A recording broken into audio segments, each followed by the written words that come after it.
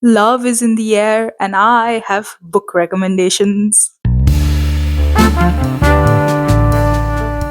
Welcome to the season of love. Today, I'm going to be sharing with you a list of feel good romances that you can read this month. Now, I have done a romance book recommendation video in the past. I'll link it below. You can check it out. But these are specifically all the cute and cliched romances that you would like to read, especially if you are an avid romance reader. The first one, of course, on the list is Better Than the Movies by Lynn Painter. I have always loved this book, especially if you are a fan of early 2000s and late 90s sort of rom-com movies, like Clueless, Legally Blonde, She's the Man, 10 Things I Hate About You, 27 Dresses, etc., etc. I think that you will absolutely love this book because it also has quotes from those movies, and it's absolutely so light-hearted and so feel good. I really want to read the sequel for the book, but I haven't been able to purchase that yet. So, yes, maybe if you've read it, let me know. Liz Buxbaum and Wes Bennett have been childhood friends and also next door neighbors to each other, but they don't really connect that well, and they have more of a, rivalry sort of relationship. But when they're in high school and Liz needs to get to Michael through Wes, as Wes is Michael's friend, Liz kind of, patches up or starts indulging with Wes in various circumstances and situations. So, this is basically about them and how it all turns into something absolutely warm and mushy and cute sort of a romance, which you would love to read this February. All right, next up is Three Impossible Wishes by Anmol Malik. I have recommended A Plain Story by Anmol Malik as well, and I think she is a wonderful author, and her way that she has with romances is something that really entertains me a lot and makes you feel as if you're reading a Bollywood drama. And if you are an avid romance reader, then I'm pretty sure that you love books by her. So basically, it's about 19-year-old Arya Mehtani who has been accepted into the University of Wesley, and she's plagued with self doubt, and she feels that she's occupying a seat that someone else better deserved. But anyway, she carries out, and her daily routine involves, falling for Sahil Malhotra, listening to her dad's crushing lectures, and also keeping up with gossips until her path collides with Vladimir Petrov, who is another student of her college, and also her way to survive off imminent deportation. So this is basically how it all starts, and it's just absolutely, endearing. It's absolutely cheeky, cliched, of course, but I think that's the comforting part of the book, and I really, really enjoyed it. Another one of my favorites is Red, White, and Royal Blue by Casey McQuiston. And this is an all time favorite book that you can pick up in February. Again, this is also very quick paced, given that the length of the month is so small and you really need to read a lot of books this month. So, this is really quick paced. And this book is absolutely cute and heartwarming. And it has a lot of elements in it which really keeps it, engaging, sort of. So it's also written in the form, like there are quite a lot of parts of the book that is written in the form of emails, which makes it so interesting to read. I love when authors, switch up the form in which the text is being written. It just makes me feel as if I'm just zooming by, but it's literally the same text that could have been written in a normal way, and I would have taken ages to read that. But psychology, reader psychology, right? So basically, this is about Alex Clermont Diaz, who is the first son of the United States and also the Prince of Wales, Henry. And when their paths collide, well, you will see what happens. So basically, it's a rivals to lovers. Absolutely beautiful and also very heart fulfilling sort of feeling it has, and it's super cute. It's basically about how they meet and how their political, like, ties affect their relationship and how they navigate the highs and lows within them.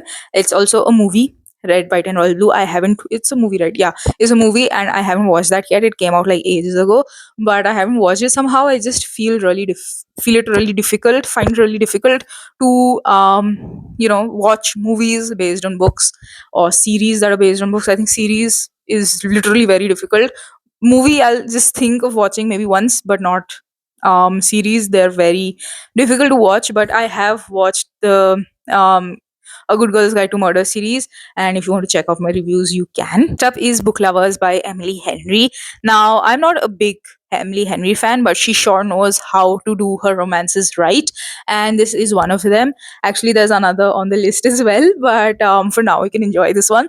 So it's basically about Nora, who is a cutthroat literary agent, and her whole life has been books. Yes.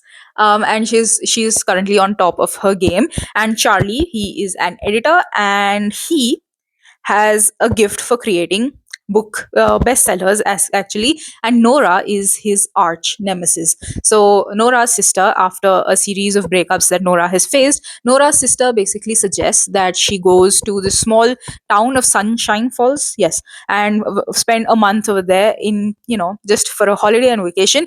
But instead of meeting new and very interesting people, she keeps on bumping into Charlie. So this is where it all begins. Very cliche, very cute, and I really enjoyed reading it. It is quick paced. The middle part was sort of a little, draggy for me, but apart from that, I really enjoyed it, and many people love it. And maybe as a romance, you love it too. All right, next book is something that I've recently read, The Cinnamon Bun Bookstore by Laurie Gilmore. Now, this book cover, I'm still not over how pretty it is. I mean, come on. So basically, this book is about Hazel, who is a bookstore owner, which is the Cinnamon Bun Bookstore. Now, this is a series, yes, but it is like the entire series is based in the same town, and they have recurring characters.